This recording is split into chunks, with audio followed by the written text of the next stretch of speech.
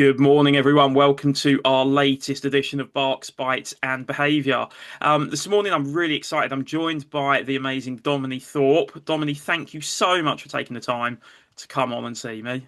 Absolutely no problem. It's an honour to be invited, so thank you very much. You're very welcome. Very welcome. We didn't plan this very well. We're early on a Sunday morning as we're live recording this, aren't we? So, Yeah, on the day that the clocks went forward as well. So yes. there is that. But we can do this. We're troopers. We can get through it. It's all good. We'll smash through it like the pros that we are, and Absolutely. but yeah, diary management. I think that needs to be my Yeah, next podcast with someone that understands diary management, maybe. absolutely. But yeah, thank you so much for coming on. Um, Guys who are listening at the moment, this is all about grooming today. Dominique is an amazing dog groomer, so we're just going to find out a bit more about her business. So, Dominique, tell me about you. How did you get into dog grooming? Tell us about your business so the listeners can find out a bit more about you. Well, I'm a bit non-traditional, because I came to grooming very late, and actually I've only been doing it for 2 years. But I have always worked with animals and children, so I've failed that at age completely. I was a horse riding instructor for a long time, so that's where I picked up, a lot of my clipping skills and grooming skills and general animal management. Always had dogs, always had cats. And yeah, it was post COVID. I think a lot of people had to have rethinks on careers. And I used to run well, I still do run, but that's my other hat, a school workshop business, going into schools doing historical workshop days for primary schools. And that business obviously took a huge hit during COVID because everything shut down. And I needed a way to continue to eat and pay my mortgage. Yeah.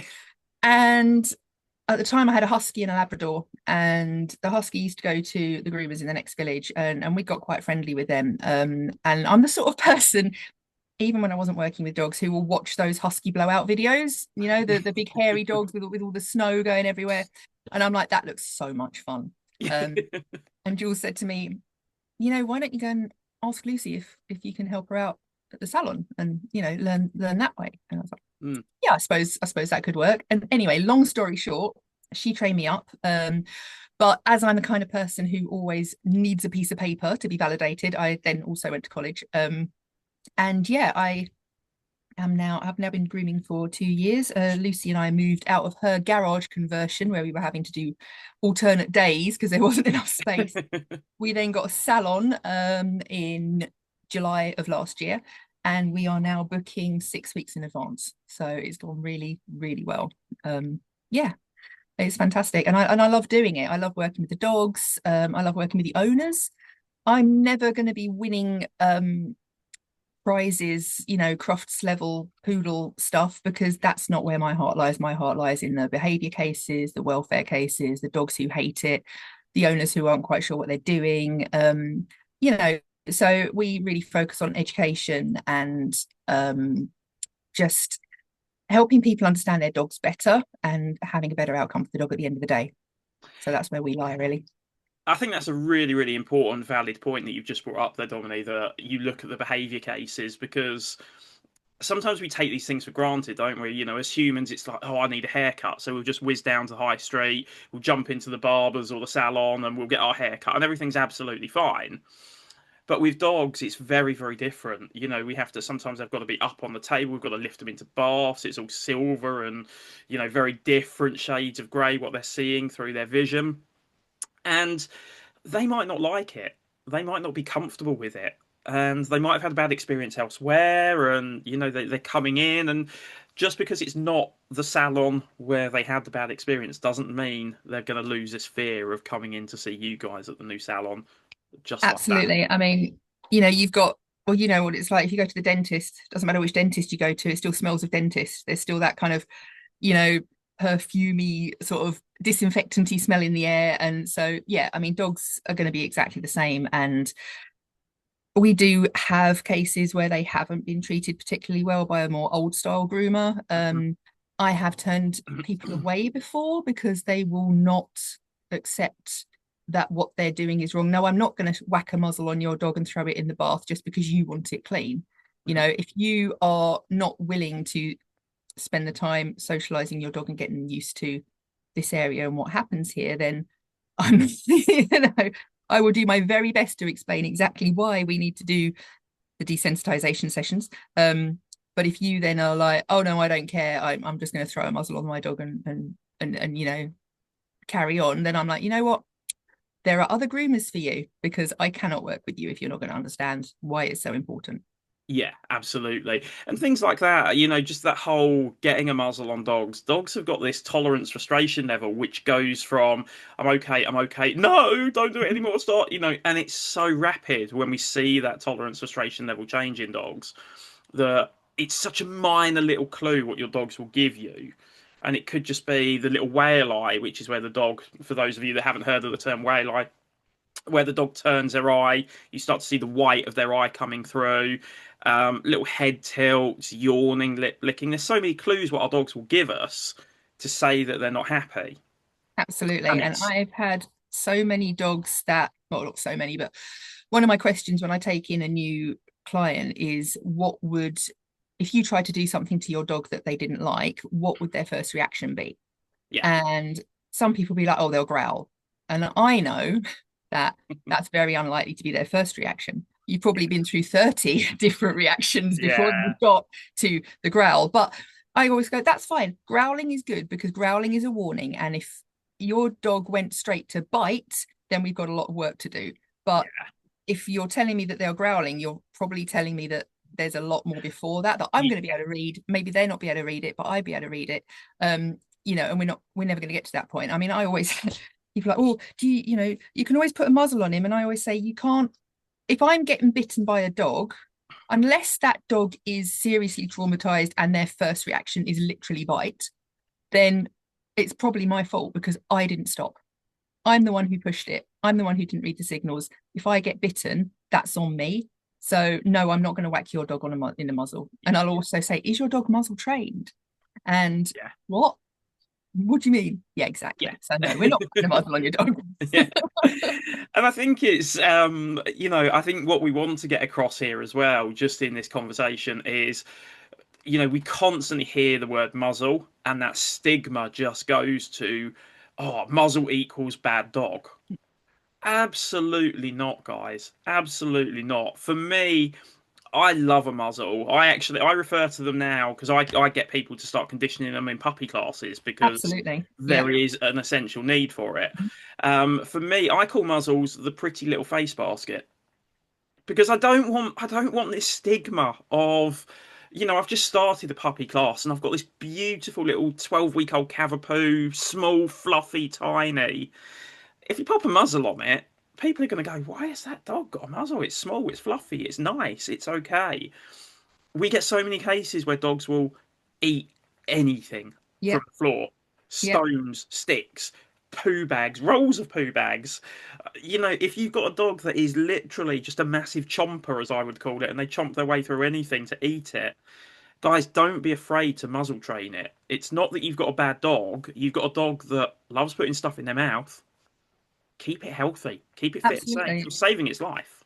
I mean, you also, if you ever take your dog to the continent, in some countries it's law that you have to have all dogs muzzled on public transport and things Yeah, like that. If the dog ever needs to go to the vet and they need to do something, because that's what I say. I say the only time in the salon environment that I would ever muzzle a dog is if there was a medical emergency, like, oh my God, he's just bitten the scissors and something's gone horribly wrong, he's bleeding out and he won't let me do anything about it, then that would be one time that I would muzzle if I really had to. And the other thing is if he's covered in shampoo and I need to rinse it off. But to be fair, I always test him with the rinse first. yeah, So if you can't rinse it off, don't put it on. But those are really the only times when we would consider using a muzzle on a dog, for because we have to do something yeah, because it's an urgent situation. yeah, Otherwise we don't want the dog getting that stressed, because the more stressed that dogs get, they're coming in every 4 to 8 weeks depending on the dog. Do you really want to traumatize your dog to the point where they think they have to bite yeah, every 4 to 8 weeks of their life? yeah. No, we don't do that. No. Why would you terrify your dog for a haircut at the end of the day? Yes, grooming is incredibly important, Yeah. and an essential part of their welfare, but there's ways to work on it. There's ways that we can improve their ability to cope with it. And yeah, they may not ever love it. Like, I don't love going to the dentist, but I can sit there with my eyes closed thinking, this is fine. I can cope. It's okay. I don't like it. You know, okay, we can get to that point with a dog who's not really overly enjoying it, but they can cope. What we don't want to do is push them past their ability to cope, and then we're pushing them into either aggression or shutdown. We don't want that, because as that dog gets older, those reactions will get worse. And then you end up with a dog having a seizure on the table at 10 years old and having a heart attack and dying because they're being groomed. It's like, that's not where we are. That's not what we do. Absolutely, absolutely. And I think, that's such a key thing, that it isn't just a haircut for dogs that you guys provide as a groomer. Good groomers will look at every single part of the package of what comes behind grooming. Same as trainers and behaviorists. We look at all of the diet, the exercise need, the sleep, absolutely everything that comes into behavior. Same with you guys as groomers, and I think I just want to get that message across. That grooming is not just someone simply cutting your dog's hair. There is a lot of No, skill behind it. I find myself asking so many behavior-based questions when a dog comes in, and it's not just oh, are you all right brushing them at home, or do they like their toenails being done? It's things like, what are they eating? What are they what's their day look like? How do they react in certain situations? Because, I'll have, especially when you get new clients and puppies coming in, and I mean, how puppies vary drastically. You've got the very occasionally the nice, you get one at 14 weeks and it's like, yes, thank you, you haven't left it till 8 months when they're right in the middle of a fear stage, and now it's going to be a nightmare. Get them in early as you can. After that last set of jabs, 2 weeks after that, when those have settled, then yeah, get your dog into the groomers, because they need to learn from the beginning that this is okay. And a good breeder, a poodle breeder will start clipping or getting used to clipping at 4 weeks, because those dogs are going to have their faces and their feet clipped right almost down to the skin, so short. You've seen the poodle cuts. You can't do that on a dog that can't handle it. You can't do a 4 to 5 hour groom on a dog that can't sit still. And if you don't start introducing that really, really early, you're never going to be able to get that dog to sit through it. So yeah, it's so important. And we end up asking a lot of behavior based questions and working so much on the behavior just to be able to do the things that we need to do. Yeah, definitely. Such a key message to get out there is we're not asking those questions for the sake of asking them. There is valid reasons why we're asking every single question that we do. I think just moving on from obviously that little bit what we've started with there, because obviously we've talked about some of the breeds. We've mentioned poodles, and again I mentioned Cavapoo, so your more common breeds that will go to the groomers a lot more. Why is it important for us to think of our short-haired dogs that will still need some level of grooming, some level of Yeah. husbandry care? Because I think we often get, like, we'll go with that short-haired dog, or even some people will get Labradors and we know they're double coated and we can just brush them at home. But there's more behind that, isn't there? It's not just a Yeah. case of let's just get a Labrador and a brush from Pets at Home, or other pet shops are available as well, guys. Yeah, please. It's not just a case of let's just brush your dog and everything's good. Talk to us about why grooming and husbandry care is so essential for all dogs. So, I mean, yes, obviously you should be grooming your dog at home, like you say, whether it's a Labrador or a Frenchie or a Husky or a Tibetan Terrier or an Afghan, whatever you've got is going to need grooming at home. Grooming does so many things for the dog. From your personal point of view, it for your own dog, it builds a bond with your dog. They groom each other, so why don't you groom them? And then it's a really nice sort of time to share if you are doing it properly and the dog is happy doing it. Being able to touch your dog all over and have them being comfortable with it is so important. Because at some point they're going to have to go to the vets. At some point somebody's going to want to pick their foot up and have a look at the underside of their foot, or clip their toenails, because that's really important. You don't want a toenails getting too long. I mean, I've had dogs where they've I don't obviously your listeners won't be able to see this, but I'm crossing my fingers over, and it's almost like the claw is so long that the toes have crossed over, and they are now walking around with crossed fingers, if you like, because their toenails have got so long and they've caught on it. Yeah. It also changes the structure of the foot, so you're pushing the foot back, and they're walking on the wrong part of their foot when you're when the toenails are too long. Things like ear cleaning. Breeds like brachycephalic dogs, so your flat-faced, your pugs, your Frenchies, your bulldogs, they have got a corkscrew tail. It's just a very small stubby tail, and it curls around, and underneath there you've got what's called a tail pouch, which is just above their bum, and they collect all kinds of literally crap in there, and hair and all kinds of stuff that needs to be cleaned out. Their face wrinkles need to be properly cleaned out, otherwise they get sore, they get infections. Being able to check your dog all over is so important. I mean, I had last year I had a lovely older border collie come in with the densest coat I have ever seen, and I think the owners were absolutely lovely, but this coat got away from them, and he was incredibly thick and incredibly matted, and well, impacted more than matted, because the hair tends to it just sticks together in this solid clump. And when I was grooming him, I was going down his tail, and he had a tumor on his tail that the owner had never seen, because it was underneath all this hair. It was about the size of a plum on his tail. So I shaved out all around it, pointed it out to the owner. Bless him, he had to have his tail removed. Thankfully, it wasn't malignant, but he did end up losing his tail. And we did end up shaving him down in the end, which is something that I hate to do on a double coated breed, because it's not good for the coat. But he was an old dog who couldn't cope with the amount of grooming that it would take to keep that density of coat in good condition. And he is so much healthier now. And I call him my womble, because he's got a little, if you're old enough to remember the wombles, that's what his little bum looks like now. He's got this little sort of pointy shaved bum. Yeah, so we saved his life essentially, because that could have got so much worse. Yeah. And we've had cases like that. We find ticks, we find fleas, even dogs who are on flea and tick treatment still get them.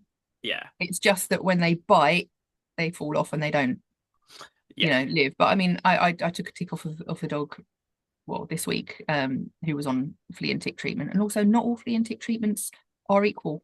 And a lot of dogs are now immune, or a lot of fleas are now immune to things like frontline and the over-the-counter stuff. And you have to go to your vet and get the decent stuff, So yeah, you're checking for parasites, you're checking for overall general health, picking up things that the owner might not necessarily recognize, having the dog just being comfortable with being groomed, being picked up, being washed.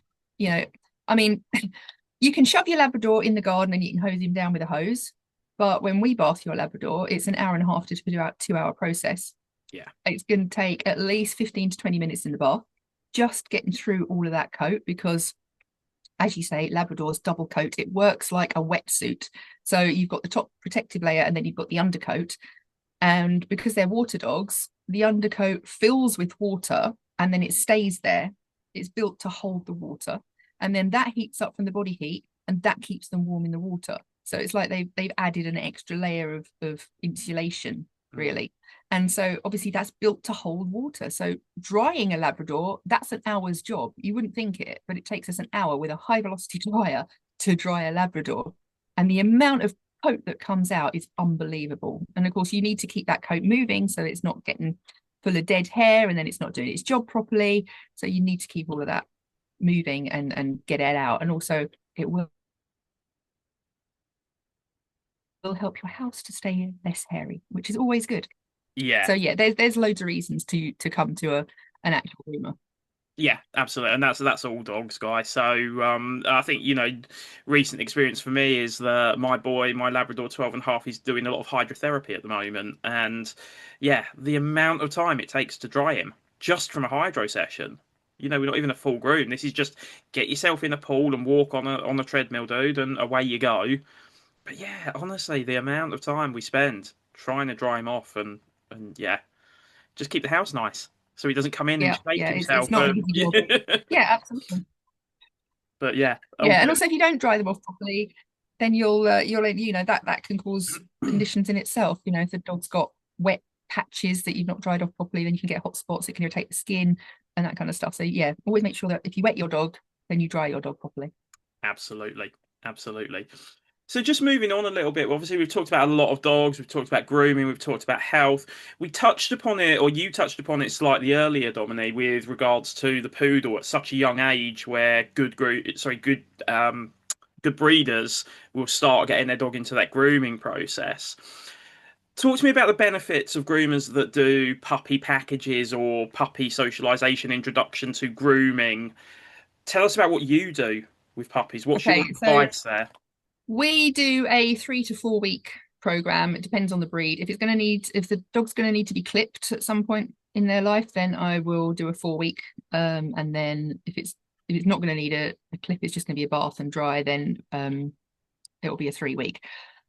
Basically, what we do is we do half-hour sessions because, as you know, a dog's attention span is about 17 minutes.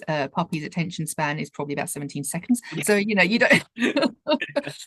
It's like putting a toddler in a chair and expecting them to stay there. You can't do it. It's not okay. It's not going to work. These have got, bless them, underdeveloped brains at this point. They're not going to be able to have any self-control. They're not going to be able to cope with strange and scary sights, smells, sounds, and touches. So we take it really slow. First session is a session with the pet parent.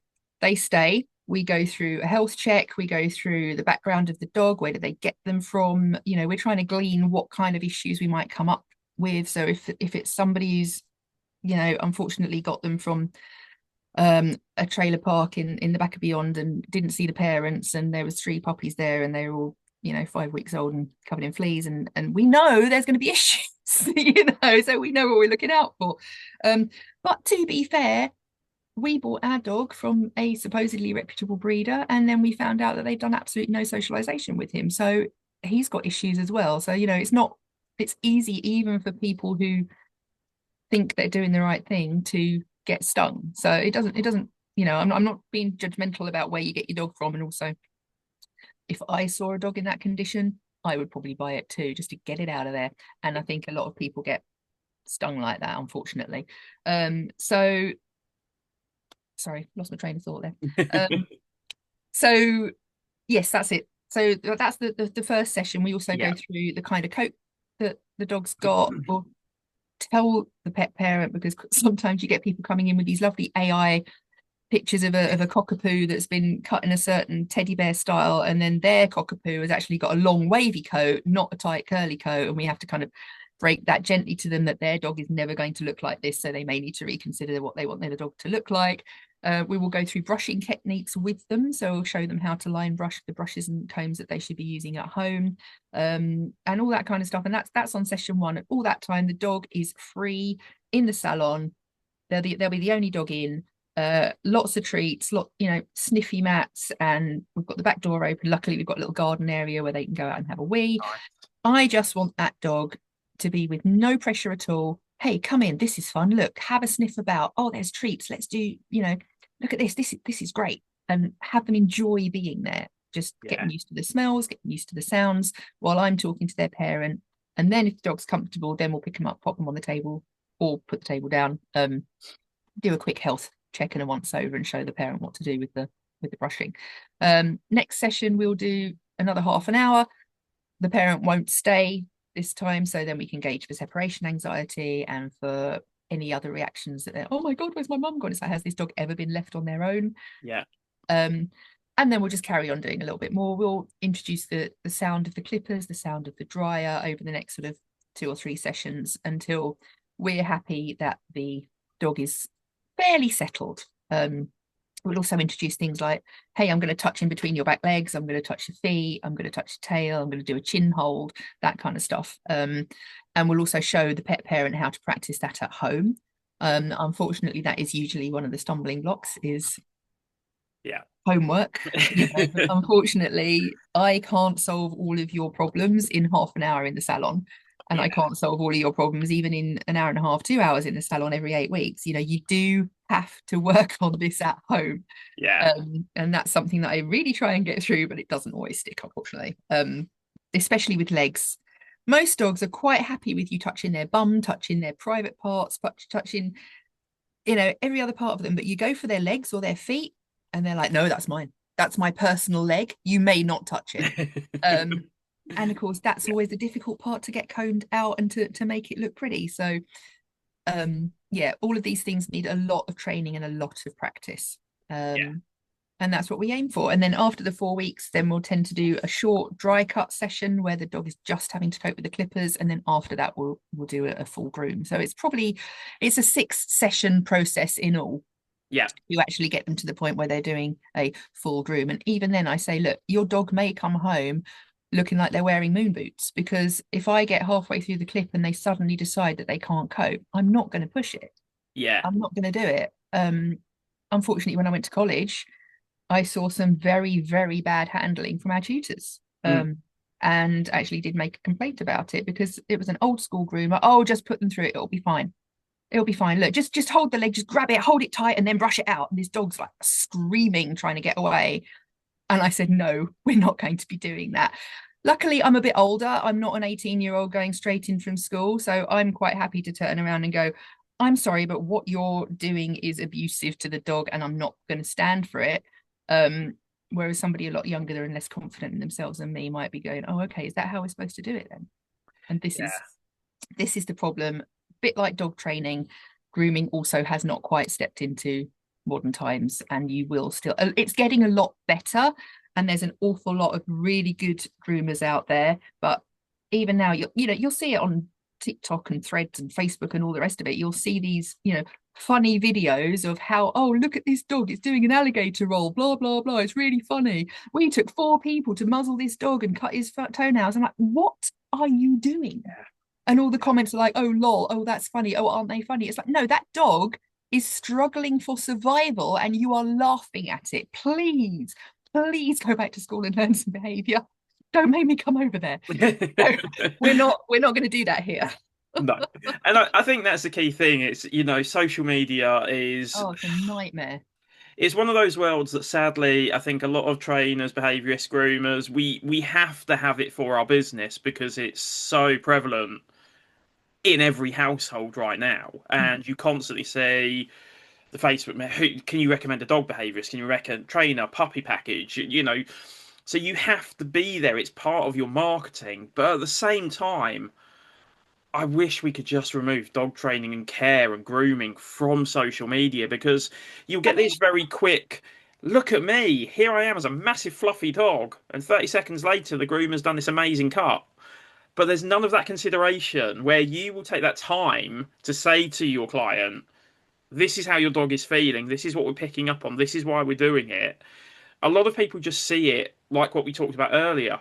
Pop yourself into a hair salon, quick, cut and blow dry, out you go. Yeah, Everything's fine. yeah. Um, I mean, there is I always good like it. there. Sorry. Sorry, there is some good on social media, but I think you're right. There's with the algorithms of how they all work, with people putting, oh, that's really funny to see that dog rolling around, really upset. Yeah, They're the videos that get played over and over and over again because people comment on them and they like them and put funny faces to them. yeah. So it's a massive education part for us still to It really really is. push out there. And I think social media is also so important. I mean, in the complaint letter that I wrote to my college about their handling, I said, I have learned more from TikTok than I have from you. Yeah. Because it was a phenomenally bad course. I'm not going to name and shame the college, and that tutor has actually been sacked, which is brilliant. But the I have learned more of TikTok, but again, this is because I am capable of understanding what's good and what's bad out there. Whereas somebody who's not coming from an animal background, who doesn't happen to live with a dog trainer and behaviorist, that's they might not understand why what they're watching is bad, and how to actually work out which are the good videos, which are the bad videos. There are a lot of people out there doing great work with trying to change people's attitudes towards dogs, and that's really refreshing to see. I listened to a great podcast by an American, trainer and groomer. So she's a behaviorist trainer and groomer. So and it's called Creating Great Grooming Dogs. And I can't remember what her name is off the top of my head, but maybe we can pop it in the show notes We can because try and find it and pop it in. Yeah. it's a really good podcast. And I've learned so much on there about the behavior side of grooming. Um, it just makes so much sense. And that's what I used to listen to in the car going backwards and forwards to college, thinking, God, why aren't we learning this? So I think there is a really important place for social media and the right kind of social media. What upsets me is that there's no way to determine who gets that exposure. Yeah. So, Cesar Millan gets as much as Victoria Stilwell, and that's not okay in my book, because, one person is a horribly abusive person to dogs, and the other person is really working to improve everything. So, but they hold the same weight. There's people on TV currently who we all probably know are not the best dog trainers, and that's in the UK. And I get people coming in and saying, "Oh, well, I watched so and so, and they said to do this," and I'm like, "Yeah, okay, let's sit down and talk about this, shall we?" And It's I'm a going to grooming explain to session which you goes from an hour and a half to 3 hours, doesn't it? literally, and I'm so bad at it, and sometimes I'm like, my brain's going, "You should shut up now. You can shut up now," and I'm like, "Yes, but I'm..." and you get into this sort of rant about why some people on the TV should not be allowed to be on the TV. But yeah, I do try and not get into extended rants, basically because we have an appointment time and I do need to finish. But it's so difficult, and I've had dogs come in who've been badly advised by their vet. We've got a vet in the area who still uses aversive training methods and recommends air horns and air sprays, and will then send them to an aversive trainer, and then that person will recommend an aversive groomer, and then they come to me, and it takes me 2 years to get them back on track. Yeah. And unfortunately, people are, if they're badly advised by professionals, it's so hard. It's one thing to say, oh well, social media, but if people are badly advised by the professionals, the dog professionals in their life, Yeah. how are they supposed to know if they're a first-time dog owner? Well, that's what the vet said, that's what the trainer said, that's what the groomer said. It's like, and it's not okay. And I think one of my big things is to try and call out if I see people, whether it's online or in real life, treating their dog badly, I will call them out. Yeah. I can't help it. My overblown sense of injustice goes into hyperdrive, and I'm like, excuse me, can Yeah. we not? I've actually had a lady who's absolutely lovely and loves her dogs, but she stayed for a groom because one of her dogs was quite anxious. It was messing about on the table, and I'm like, okay, don't worry. Oh, behave. Oh, stop it. Whack around the back of the dog's head. I said, okay, we're not going to do that. Yeah, for We don't sure. do that here because your dog is reacting because they're scared. So we're not going to do that here. And she was like, oh, what do you mean she's scared? And she genuinely didn't know. Yeah. And that's not her fault, No. you know, but she genuinely didn't know that this messing about on the table is from anxiety. It's from fear. It's not from being difficult, because that's not how dogs think. Dogs don't want to piss you off, when you wake up in the morning. Dogs are reacting, all ego, no id, just reacting to whatever's going on around them. The dog is scared. Yeah. I said, if I threw, what are you scared of? Spiders? Tell you what, I'm going to throw a bunch of spiders in your face. And then when you go, oh my God, I'm going to go, don't do that. Yeah. You see? Yeah. Oh, okay. Yeah. Okay. And that's It's great. Then we can move forward. But people don't understand that so much of dog behavior is fear based. It really Yeah, is. absolutely. It needs that explanation to be out there a lot more. And I think I will ask a lot of questions, as you will ask a lot of questions, because we know the questions what we need to be asking our clients and potential new clients and things like that. But what I am desperate for people to do is ask us questions. And don't be afraid to ask us questions. And I know, I recently moved back to the area, 16 months ago, and obviously two dogs myself, I needed to get a vet. And I travelled around a couple of local vets and I asked questions. Brilliant. And I I wish wasn't more people would afraid do that. to ask those questions because Yeah. ultimately, okay, touch wood, my dogs are only going to need to go to the vets for routine vaccinations and very quick health checks every 6 months and things like that. But if I do need to get them to the vet because they're unwell, I need to know what that vet and that practice have got in place for me. Because ultimately, it's like private healthcare. It is, We you're pay paying it. for it. We Yeah. pay for it. So ultimately, it's private And it ain't healthcare. And cheap. So no, exactly. And, the same goes for grooming as well. Ultimately, you are paying to take your dog, okay, to have, in a lot of people's opinion, just a haircut. We know it's a lot more. We know it's a lot deeper than that. Don't be afraid to ask those questions. My boy started hydro not that long ago. He's probably done 3 or 4 sessions. But the length of questions I sent to that hydro center, it was like War and Peace. What do you you know do in what this though? situation? If I had clients that would do that, I would be like, this is great. This is brilliant. This is because I then know that that person is really invested in their dog, Yeah, and they also understand why it's so important that we do what we do and how we do what we do.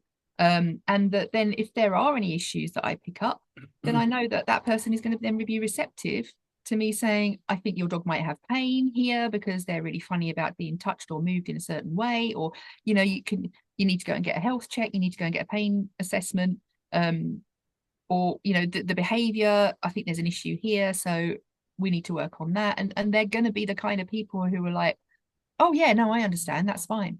yeah, Or we can absolutely. discuss it. If they've got a different view, then that's fine, we can discuss it, but we can discuss it from the point of view of people who are both wanting the best outcome for the dog. Yeah, So absolutely. And I think yeah, that's the thing when we do recommend as trainer behaviorists and groomers and other people in the industry, when we do recommend a pain check, it isn't about getting to spend you more money. It isn't a coalition with a vet. This is purely because we see what is causing that dog to be reactive, to be yeah, fearful, to show anxiety. We see that in your dog. We yeah, spend a lot of money as professionals learning about what dogs show us, and we will empower that information into you to say, let's get this checked, let's rule it out, because yeah. we know pain causes so many behavioral issues. Absolutely. And you can't treat your way out of pain. No. If your leg hurts and I give you a lollipop, it's not going to stop your leg hurting, is it? So you've got to treat the leg before you can Before accept you the look at the treat. behavior. Yeah, Exactly. absolutely. Yeah. Absolutely. I think that leads in as well to the importance of, what we do, myself, force free in all my approach to my training and behavioural cases, what I work on. For you, Dominique, tell us a little bit more. We've covered quite a bit, but tell us a little bit more about why force-free grooming, consent in grooming is so important. So I've got to put my hands up first of all and say I'm not qualified as a consent or force-free groomer. It Yeah, is on the list, but financially it's it's a lot of money. unfortunately, I really would love to do the holistic grooming course that is available in this country. We have got another holistic groomer in the area, and I think personally, I think all courses in all colleges, city and guilds, IPET, everything should all include this kind of education. And the fact that it doesn't is very upsetting sometimes. But if okay, sorry, brain's gone again. Honestly, it's Sunday morning. I should not sidetrack myself on responses, but you know how it is. So sorry, can you just give me a pointer again? Can I get Yeah, that so we out? look at yeah, so force-free grooming, Four consent three from the grooming. dog. That's where Why we're is it so going. important? Yeah. Very good. All right. So basically, you've got your dog, who is a member of your family, just like you've got your toddler, who is a member of your family. And there is a certain amount of reasoning that you can do with the toddler. Hey, if we do this right now, then you get that right now, or you get that down the line. And you can do that to an extent with a dog, but it's not something that the dog's necessarily as quite as cognitively able to do as a groomer. So I can't say, if I said to a toddler, okay, sit there for your haircut and then we'll go and get ice cream. Great. That child can then think, okay, in an hour's time, I'll get an ice cream so I can sit still. With a dog, you can't do that. Dog is, if I'm not receiving something within a very short space of time, then I'm not, they can't process it. You know what I mean? And if a dog gets scared, then they need to be calmed quickly, because if you let that arousal grow and you get up the scale, then all of a sudden you've gone from, oh, I'm not very comfortable, to, oh, I really don't like this, to, oh my God, what are you doing, to, get away from me. And then, and in a very short time that can escalate so quickly. And Yeah. if you push that, then you get bit, or your equipment gets bit, or your dog hurts themselves. And it only gets worse. That's the problem, is that it only gets worse. If that dog is not more comfortable every time they leave my salon, then I have not done my job. Yeah. If that dog comes in and it's getting worse and worse and worse each time they come in, oh, I had to drag him down the car park, oh, we really didn't want to come in, that kind of thing, then how are you going to do that with a 50-kilo German Shepherd who's got a heart condition and dodgy hips and blah blah blah? You're asking for your dog to get injured. You're asking for your dog to get upset, and you're asking for a sedation groom at the end of the day, where your dog has to go to the vet. You have to pay a large amount of money and have it anesthetized to be able to be groomed. And again, that's not an option for older dogs all the time either, because you can't be doing that every 8 weeks. You can't give them a general, you'll kill them. So quite apart from the, it's not nice to be horrible to your dog and to Yeah. scare them, quite apart from that, it's physical and mental health issues that you are going to exacerbate throughout the course of their life and cause yourself more problems down the line. So what's wrong with going at the dog's pace? Yeah. It's our impatience that causes the dogs to suffer, and that's not okay. Yeah. Absolutely. So Absolutely. I mean, I've got a few behavior cases at the moment, and there is nothing like seeing a dog who on their first visit would not want to come in the shop, would not, like, oh no, looking away, I don't want to be here, this is awful, or sitting really tightly close to their pet parent and just like staring at you and giving you the what are you going to do to me face. Going from that to a dog who trots in happily, comes and says hi and jumps up on the table, there is no feeling like that. Yeah.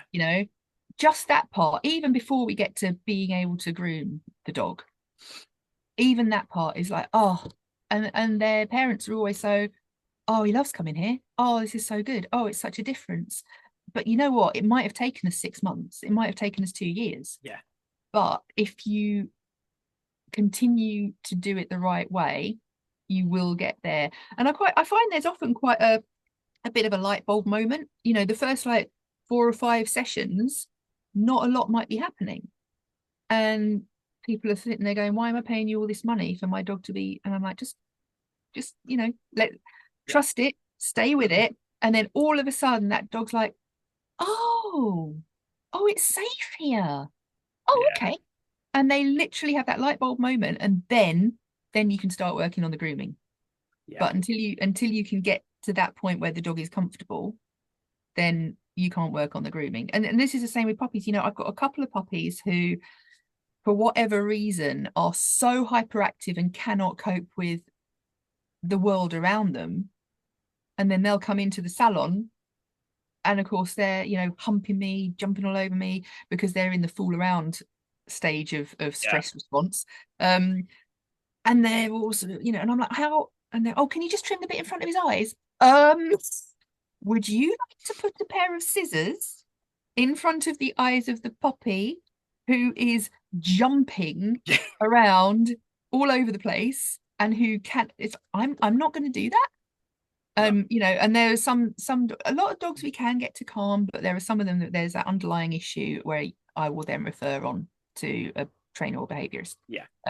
Usually Jules, obviously, but if it's a specialist thing, then we might do Yeah. that. But or a pain assessor or something like that, we will refer on to someone who can help them with that underlying issue, because that's not grooming anxiety, that is general anxiety, and we need to get a hold of that first. I've had dogs who, oh, no, they don't really go out, so the only time they leave the house is for their grooming appointment. Yeah. no wonder they're mentally a wreck. It's like, okay, well, we're going to have to deal with that first, and then we can Yeah. talk about the grooming. Yeah, So, absolutely. And I think everything you've said there and parts of what you were saying, my mind what it kept going back to my first ever dog training course, which I did, which yeah, many years ago now, guys. I know I don't look old enough for those of you that are visualizing this, but it was many years ago, believe me. Um, and one of the first things, and it was Jules has probably mentioned him as well, but Alan Freeman from the IMDT. Alan is an incredible guy. I love Alan to bits, and he was taking my 2 day course. And one of the first things he said to everyone in the group, the quickest way to train your dog is slowly. And I think for a lot of us, that was our first ever course. We'd not done dog training before. This was something new to us. I think there was quite a few of us that just kind of looked at each other, going, "What? What's he on about? What does that mean?" It's and then he went through the reasons why, and he went through the science, and he went through the development of the puppy brain, and he went through absolutely everything about what we need to look at when we're taking care of our dogs. And that phrase, what he used, has stuck with me throughout my entire career. And we get puppies that, again, like you, puppies will come in and people just want them to, be okay with the scissors, be okay with the clipper, be okay to be rinsed and shampooed. And from training and behavioural point, they want that solid recall, they want that loose lead walking. And we've but they got don't necessarily want to do they the don't want, homework yeah, for they it. don't want to do the 2 years of work. That it's gonna, yeah, Yeah. it's kind of, we get this expectation of we build it up in our heads, don't we? Of right, I'm going to get a puppy, and this puppy is going to walk beautifully on lead, and then when it's safe to do so, and we're in good environments to do so, I'm going to let it off lead, and recall's going to be perfect. So I'm going to go to the coffee shop, I'm going to go to the pub, and we've got this amazing dog. Sometimes, guys, that doesn't happen, and that's not on you specifically. It's nature and nurture. It's looking at genetics. It's looking at epigenetics. Um, I think it's about taking away some of that stress and pressure that you put yourself under. Um, Quick shameless plug as well, guys, for those of you that are listening. I have just launched another two of my books, which I've been working on in the background. And one of them is all about this, the dog in front of you. Not the dog we expected, but the dog we've got. So, guys, flip onto Amazon. Go, go, go now. Pause the podcast, get onto Amazon, buy the book. This is what keeps me being able to do these podcasts, guys. But yeah, there is What's it called? Just the um title of that book so again for me, the sorry. title, there you go, Dominic. Self-awareness survival. The dog in front of you. Excellent. So we have also as well. I mean, let's shamelessly plug them all because we've also done self-awareness survival, becoming a puppy parent. Puppy is hard. Oh God, yeah. It is hard. So yeah, quick shameless plug, guys, on the books. Yeah. So head to Amazon if you want to find those books. But back to the topic of conversation, which we're really here for. When we get our dogs, some people are now going down the route of I'm going to get a certain type of breed because they're hypoallergenic and the hair won't bother me and things like that. And I can see your face for people that are listening on like Spotify or Apple. It's just kind of a it's that moment. Yeah. Um, let's talk about product because very much like diet in dogs, expensive doesn't mean it's the best. No. Let's talk a little bit about shampoos, about allergies, about why it's important to go to certain things. And I'm going to be honest, one thing I'm going to do with this is I'm going to get my wife to listen to this bit from your point of view as an expert, Dominic, Okay. because genuinely, I don't think I can move in my bathroom for all of the 972 various shampoos and conditioners what she's got because one makes her hair go really dry and breaks, Mhm. then the other makes her hair go greasy and oily, and honestly the amount of shampoos that she has tried Yeah. is unreal. Yeah. Talk to me from grooming point of view. So we've just come back from Crufts. We went to Crufts for the shopping, basically. And the amount of dog shampoo companies is insane. So the stuff that we use is not cheap. It's not I mean, quite often you can get home style, of the same stuff. But I mean, one of our bottles, so a 5 litre bottle of our shampoo, which does dilute down 50 to 1, is about 55 quid for a 5 litre of shampoo. So it's not a cheap product. Hmm. And that's the same for ear washes and eye washes and sorry, face washes, conditioners, all of those kinds of things. And yet there are different products for different things. So we've got, just in our salon, we've got an everyday, which is, if the dog comes in regularly, doesn't need a huge degreaser or anything like that, then we'll just use the everyday. We've got a de-shed, which helps to really loosen up the hair. So that would be for your huskies, for your Labradors, that kind of thing. So really get rid of the excess. We've got a detangler, which is what we tend to use on the poodle and cockapoo types, with the poodle mixes, so the wavy curly coats. Hmm. We've got a medicated. So if we think that there's sort of a lot of scurfiness, or the skin's not overly healthy, or they look a bit itchy, that kind of thing, if it's not a diagnosed thing that, oh yeah, the vet knows about that, and we think it's so and so, then we'll use a medicated just to be on the safe side. And then we'll also say you might want to get that checked out by the vet. Sometimes people do bring in their own shampoos as well. So if the vet has prescribed something specific for that dog, then we'll use the owner's own shampoo. There's an allergy. We've got a sort of a sensitive skin one. What else we got? We've got a degreaser, like a deep clean. Because my God, sometimes, and it tends to be spaniels, probably because of the ears are dragging in everything, and they're in and out of the water, and they're out of their undergrowth, and they have got some of them, especially the show type spaniels, which are the ones with the cocker spaniels, who've got the very thick, dense hair, Yeah. the sort of almost curly hair. So yeah, you need a good degreaser on there, and we can't put Swarthega on a dog, so we use that. And then what else have we got? Oh yeah, we got things like a whitening shampoo, which has got, if any of your listeners have ever bleached their hair, then you'll know that afterwards you tend to use a purple tinted Hmm. shampoo to take out any yellowness. And so if you've got a white dog or a black dog, and they've got sort of, staining, then we can use that, and it's just to basically just takes out the yellowness in the coat. So yeah, but there are so many others that you could have, but there's only so much room in our salon. We've also got a separate conditioner that we use, and as I say, the ear wash and the face washes and things like that as well. So, but yeah, you can buy fox poo shampoo also. Very important. We have fox poo shampoo. Although to be fair, if it's really bad, then tomato ketchup is your best bet to get that out. Something about the acidity of the tomato ketchup actually gets rid of the smell of the fox poo. So there's a top tip for anybody whose dog likes to roll in that. So yeah, it is about using the right shampoo for the right dog and the right coat. Allergies is a bit more difficult because they can be allergic to the allergy shampoo.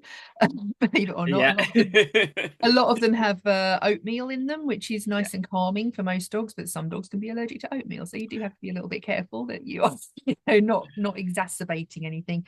And also a lot of allergies are internal. A lot of dogs, people don't realize they've got an allergy to grain in their food, and an allergy to chicken, which you wouldn't think is a thing for a carnivorous creature, but yeah, chicken, they can be allergic to chicken. My Lucy, my co-groomer, my colleague at work, her dog is allergic to beef, so, and dairy, and so all of these things. So you do have to be a little bit careful that if you're giving treats in your salon, which we do a lot, that you're not giving Yeah. out the wrong thing and accidentally setting off Yeah. somebody's chicken allergy because you're giving them dry chicken. So yeah. It's all kind of hitting home because my Chocky Lab that we've got, he's got, I mean, based on the tests what we've done, and we know from sort of more development that sometimes those allergy tests aren't always quite as accurate as what they should be. But I do know from that product trial, my boy's allergic to chicken and rice.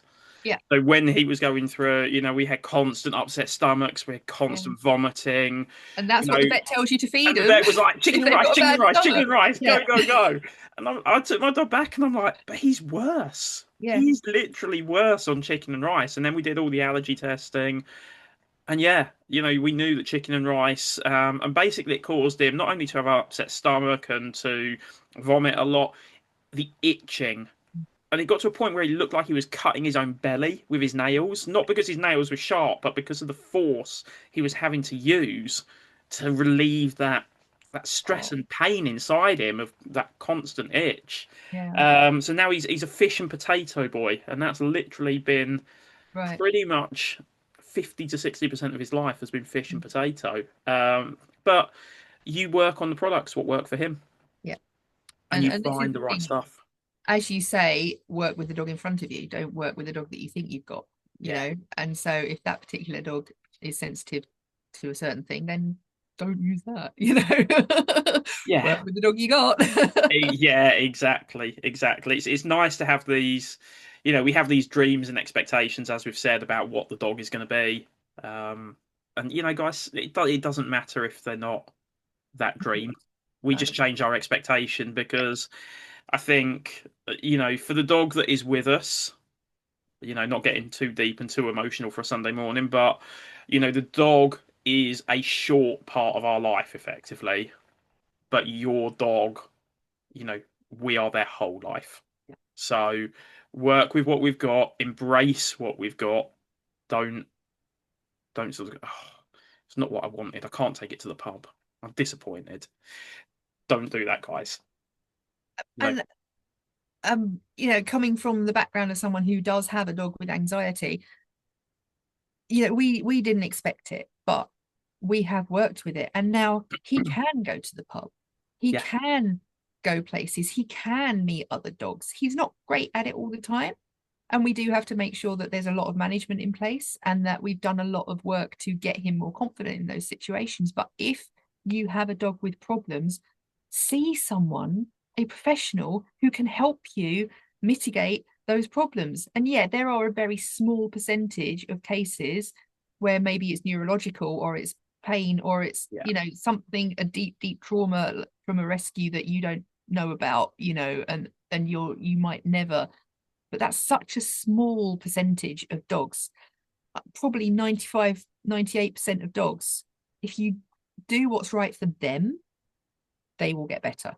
yeah, And that's so important. And I think, people expect a dog to fit in the mold, but we have taken dogs from being independent thinking scavenger hunters and family group living to isolating them in a house in a situation that is completely unnatural to them and expecting them to act in a certain way. And when they don't or they can't, we say that they're naughty. It's like, hang on a minute. yeah. Let's think about this. Let's think about what's really going on Yeah. here. And even those first moments of just that simplistic but massive change for your dog, because I get so many calls from, I've had my dog a week and it's done this and it's done that and they're naughty and they bite me and this and that. And actually, when you think about it, it's a hard method to try and get the right words of explanation to your client. But you take your 8-week-old puppy who, for 8 weeks, has had their birth mother, And all had this their information. litter mates, Yeah. known everything, what has come from that environment.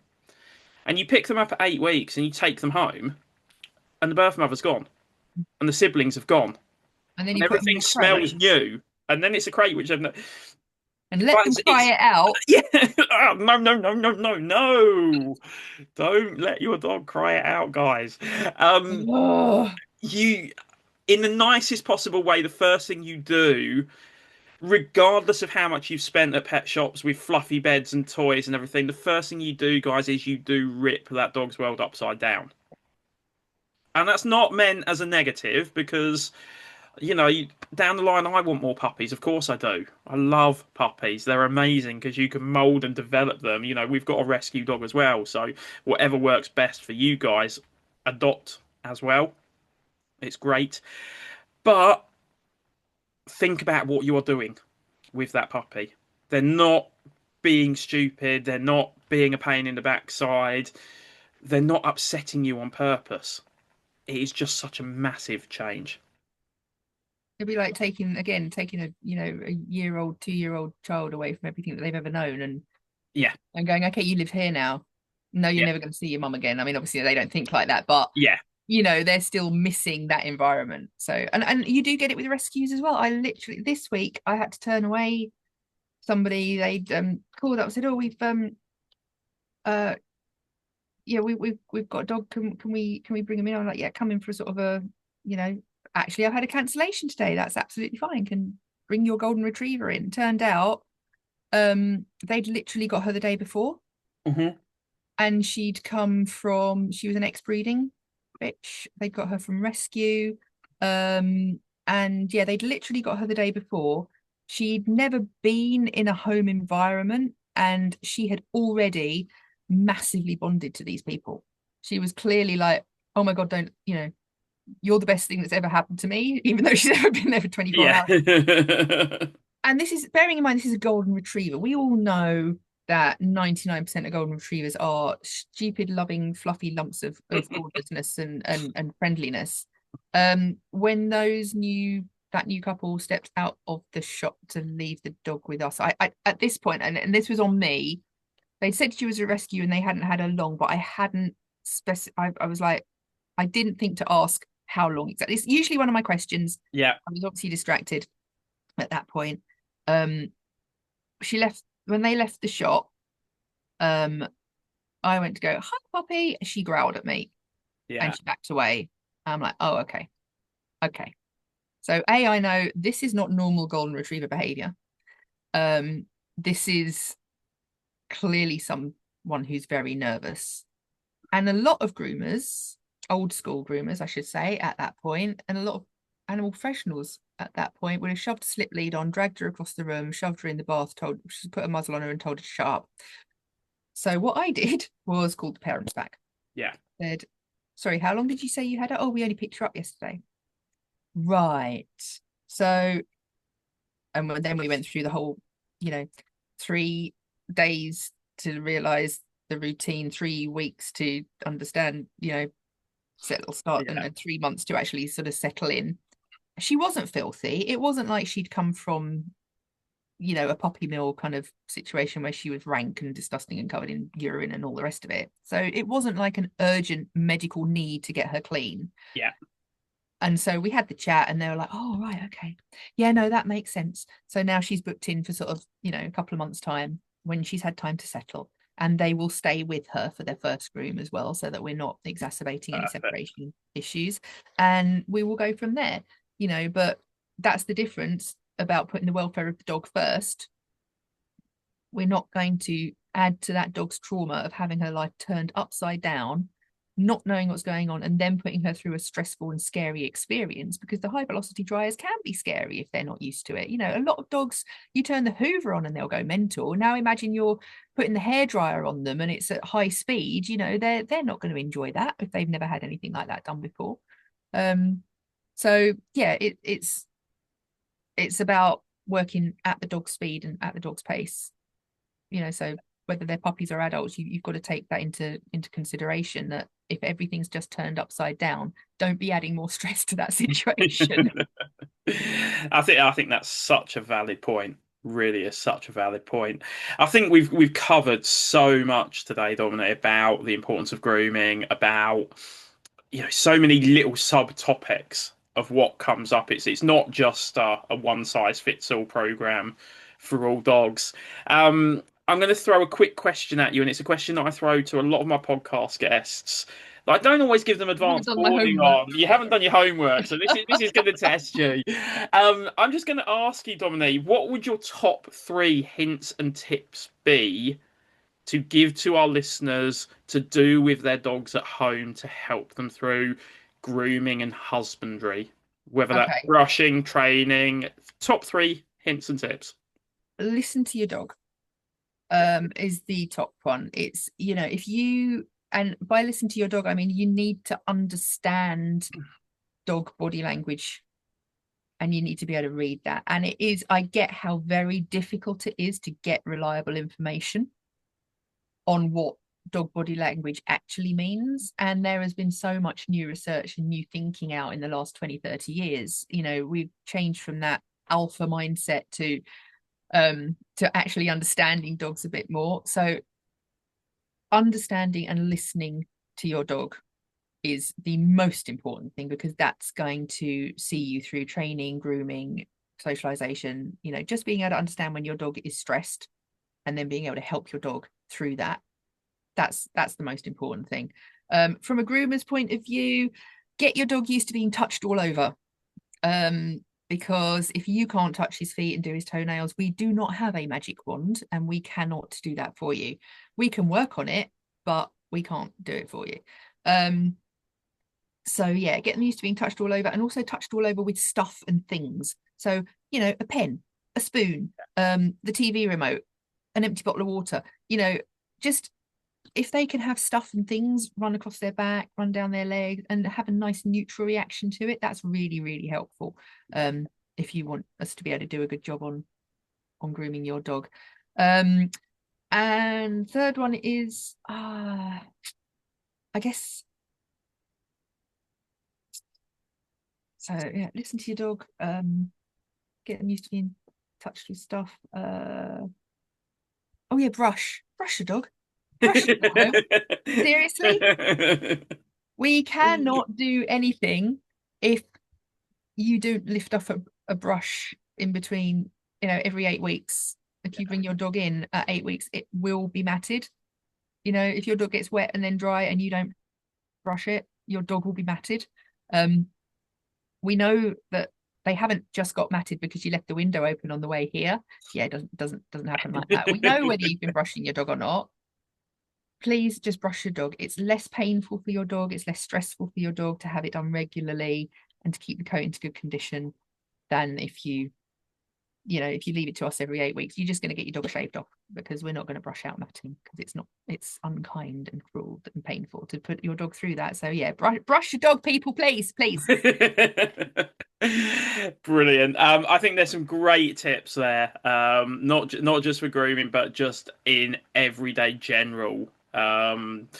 General life with your dogs, training, behavior, vet visits, all those things what Domini's touched upon there are massively helpful to your dog for every single element of their life moving forward. So, guys, yeah, make sure, yeah, brush your dog.